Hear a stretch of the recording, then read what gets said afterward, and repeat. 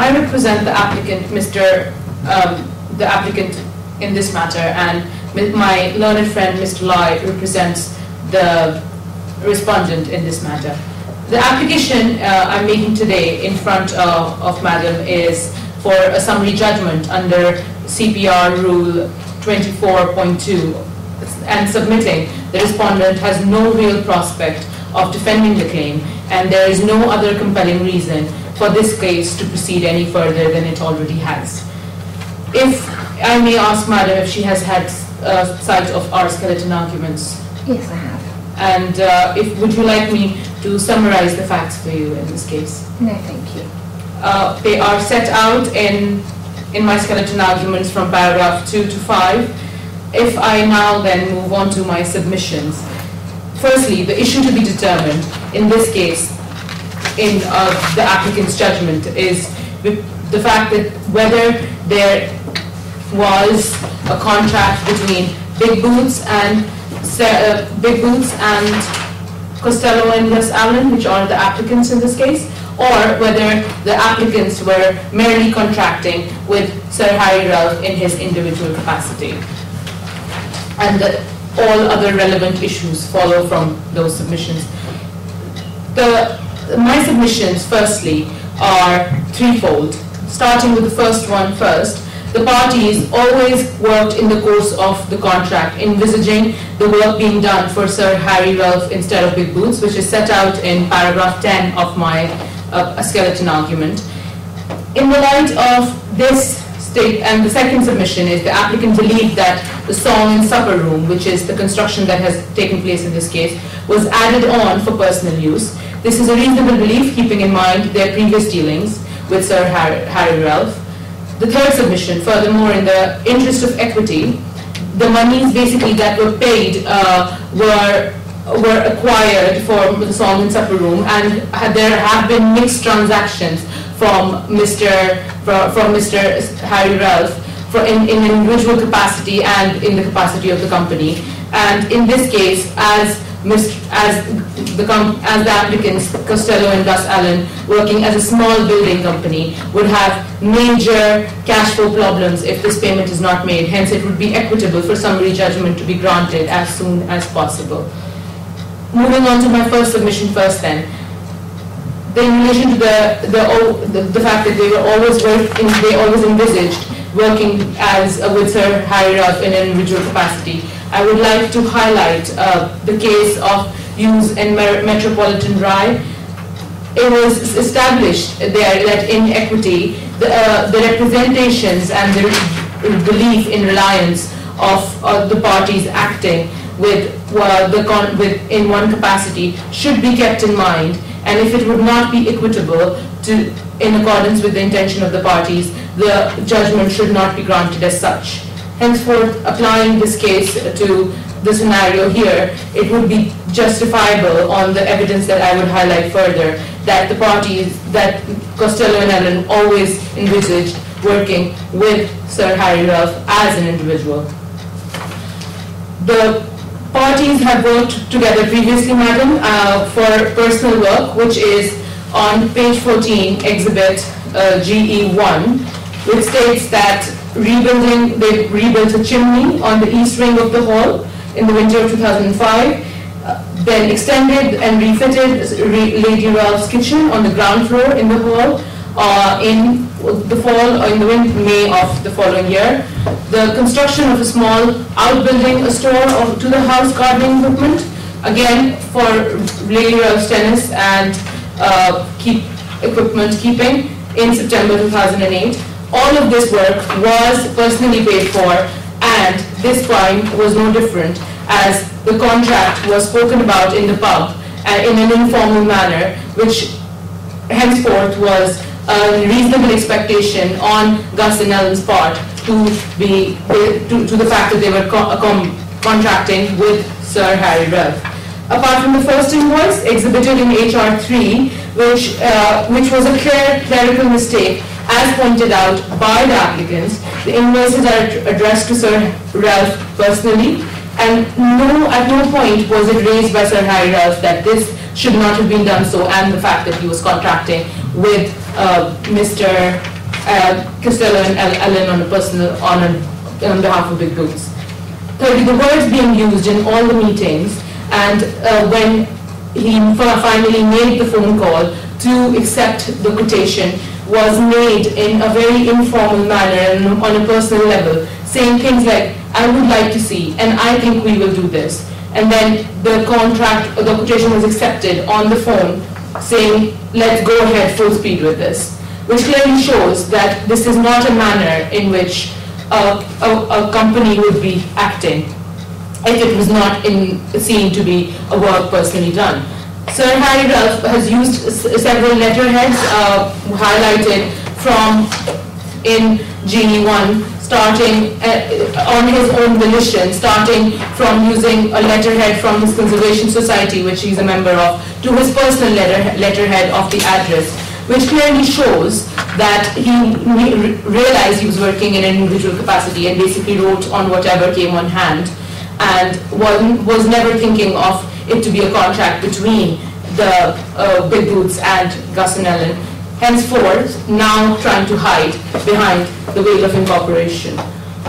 My second submission talks about the belief that the Song and Supper House was for personal use. Mr. Sir Harry Ralph is a renowned cellist and entertains distinguished guests, and henceforth it was reasonable for them to assume that this was for his personal use.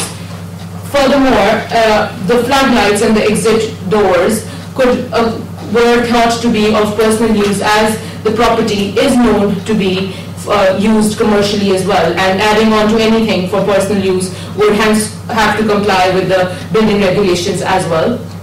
There has been previously, like highlighted initially about the invoices, there has been previously no mention about Big Boots and any problems that Sir Harry Ralph highlighted until the point when the company went into liquidation and he decided to defraud my client and not paying the money, and henceforth bringing a fact that I never contracted with them in the first place. In conclusion, henceforth, I would like to say the evidence clearly states that Sir Harry Ralph, after suffering from an unfortunate accident, has tried to hide behind the veil of incorporation, and also dealing with my opponent's skeleton argument, where he has highlighted very well all the payments made, and henceforth it is seen in my third submission as well that the 3 times in his paragraph 17, the 3 times it was made on Big Boots account and the 3 times made on respondent's account, and cash payments have been made in as well. Seeing this behavior, madam, it's clear that Mr.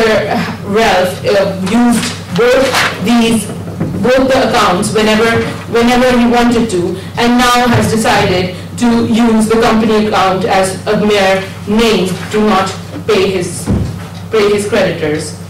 The reasons highlighted by my learned friend for going to trial in his skeleton argument at paragraph 21 are unnecessarily going to prolong the trial, and I submit that there is no reason for any evidence to be brought forward in the light of all the evidence that we've seen today. Henceforth, I would conclude on these submissions that summary judgment should be granted to not burden my client any further, considering they're already facing cash flow problems, and the company has already benefited from the Song and Supper Room, and according to my instructions, they do plan to open for service again, and it would be grossly unjust for them to benefit from something that has not been paid for as yet. Thank you, madam. If I can be of no further assistance, those are my submissions.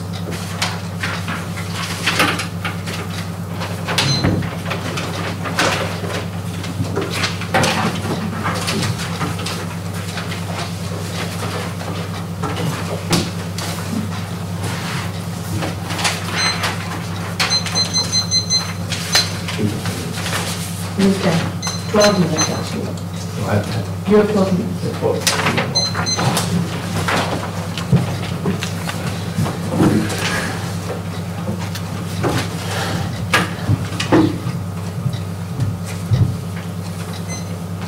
Madam, before I begin, I have to comment and object to the allegation of fraud, which was never brought up in the paragraphs of claim.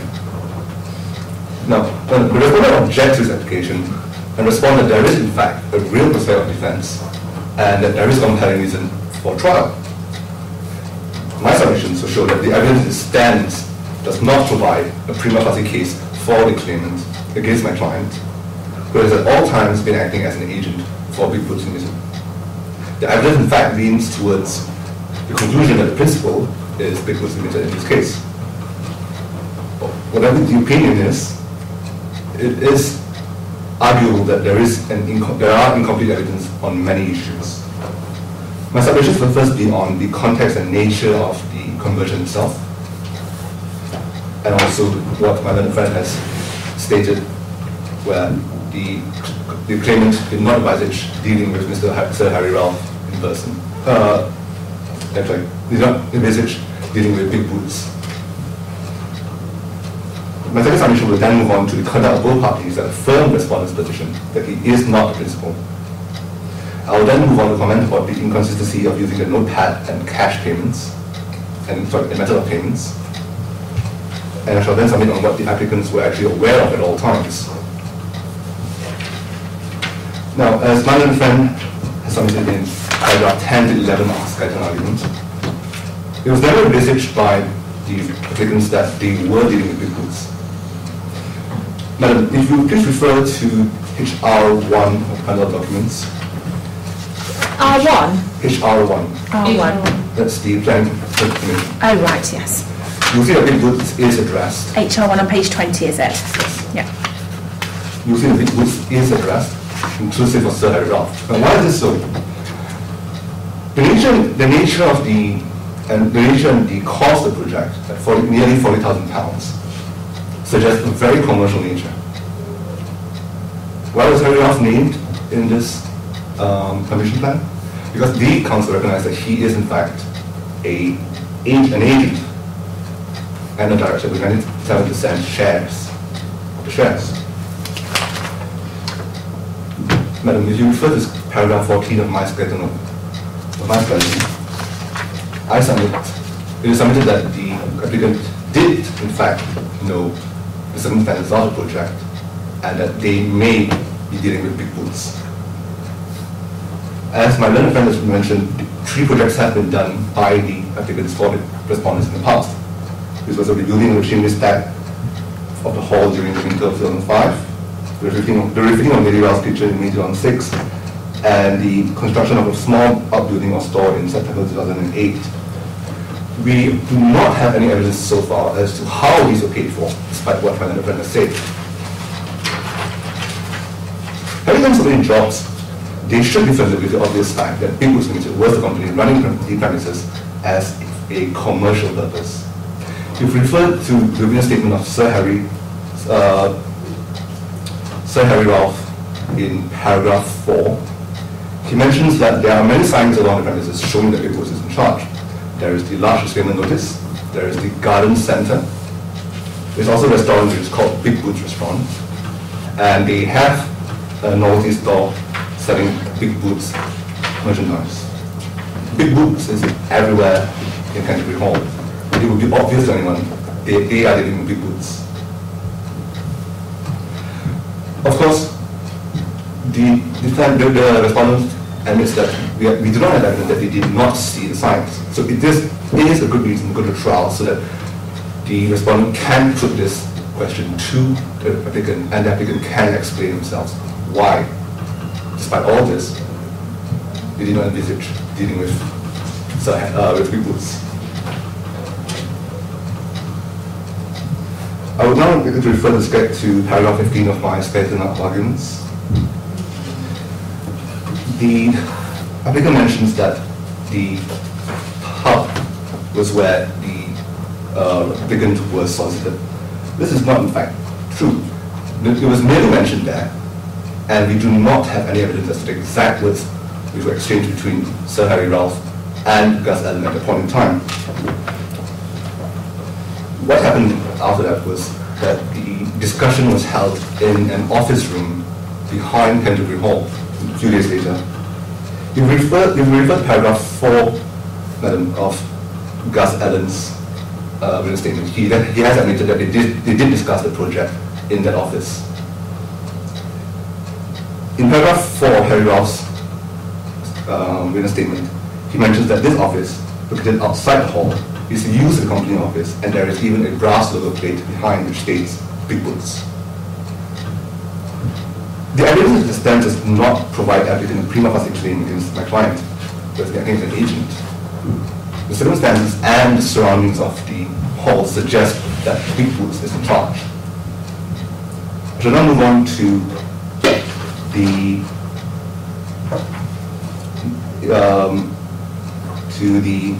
inconsistency of my client in using notepads and payment methods. It is admitted that he has been inconsistent, firstly, with the notepads used, and we refer to GE1 of the annual documents. Page? GE1, all three pages. Right. We would see that they are not quotations or offers or acceptance. They are merely correspondence letters which my client has a habit of using. That is admitted. But these by themselves is no reason to be determinative of the fact that my client was the principal. As for the inconsistent payments, it is admitted that this happened, as again my client has a habit of. But if you refer to paragraph 17 of my skeleton, you will see that it has been broken down, the methods have been broken down into the amounts paid and their occurrences. Notice that the amount paid using Big Boots account is vastly more substantial than that of Sir Harry Rolfe. If the applicant thought at all that they were dealing with Sir Harry instead of Big Boots, then by another time they would have mentioned or highlighted this inconsistency. Sir Harry's amount paid is much smaller than that using Big Boots account. As for the source of cash payments, that is yet to be determined. The views of the respondent and the applicant on this matter have not been fully explored, and it is submitted that a trial would benefit the case at hand.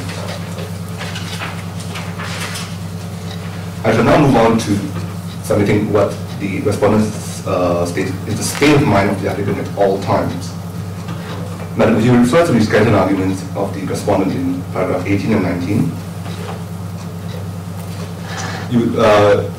We submit that the applicant had in fact understood that they were dealing with Big Boots and had changed their mind and targeted Sir Harry Rolfe after the liquidation had happened. If we refer to the bundle of documents in HR2, in which the quotation was given, Big Boots was addressed. In HR3, the invoice for the works also included Big Boots. Both letters used Big Boots at first, but after the liquidation, shortly after February of 2011, if you refer to HR4 and GE2, 4 subsequent reminders were given to the payment, and they were consistent then, but Big Boots was never mentioned. The defense submits that they knew that they were having difficulty claiming via liquidators, so they are trying to surpass the veil and go for Sir Harry Rolfe. Madam, it is submitted that many issues remain inconclusive as parties have yet to gather evidence on it. If you refer to paragraph 21 and 22 of my skeleton arguments, I have listed down a few issues which require determination at trial, in which we do not have sufficient evidence of to be conclusive of any matter at the moment. Sorry.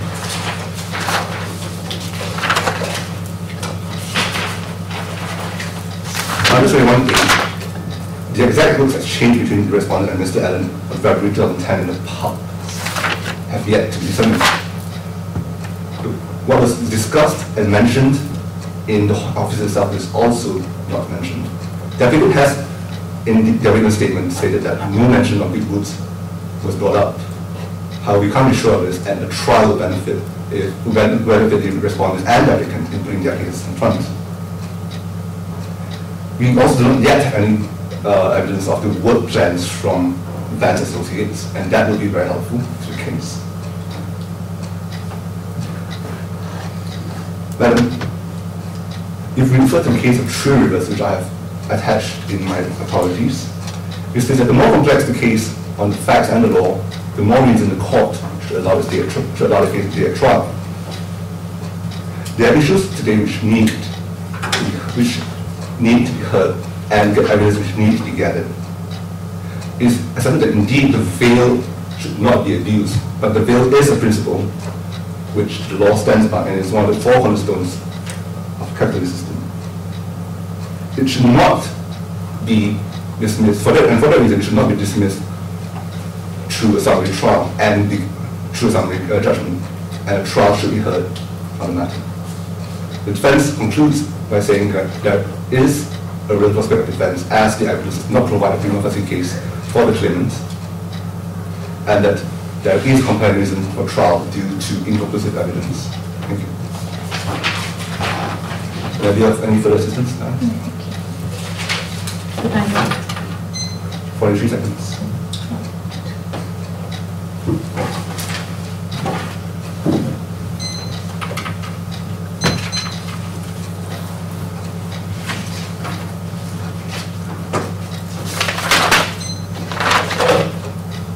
Madam, in response to the submissions of my learned friend, the first rebuttal that I would hold first is the fact that he mentions the exhibit HR1 and the money value in it.